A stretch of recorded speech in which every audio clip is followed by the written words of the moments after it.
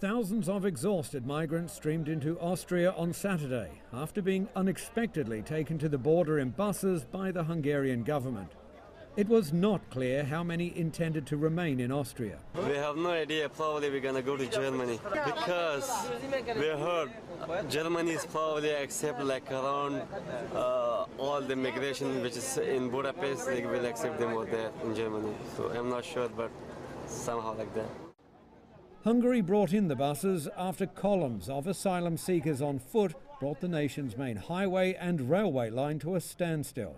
By Saturday morning, Austrian police said 4,000 people had arrived at the border, with the number expected to double before nightfall. At the same time, a steady stream of people continue to arrive in Macedonia from Greece, heading to Germany via Hungary, which believes the EU is largely to blame. Well, what has been happening in Hungary since last night is a consequence of two things. First, a failed migration policy of the European Union, and the second one is the series of some irresponsible statements made by European politicians. So what has been happening in Hungary since last night is a consequence of these two things. European officials reject that blame, but agree it's time for a unified response.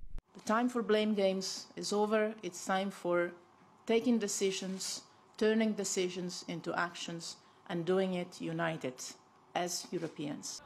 It's not just Hungary that's struggling to cope. This refugee centre is only a few kilometres from the European headquarters in Brussels.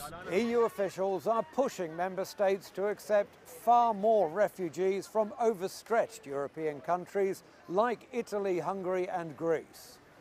But once again, the idea of mandatory quotas for EU member states was dismissed. How can you discuss quotas while there is still huge influx of refugees? So we don't really know what figures are we talking about. So I think we need to stabilize our borders. We have to reintroduce Schengen in practice. EU countries will try to adopt a formal strategy on refugees at a summit on September 14. Jack Barton, CCTV, Brussels.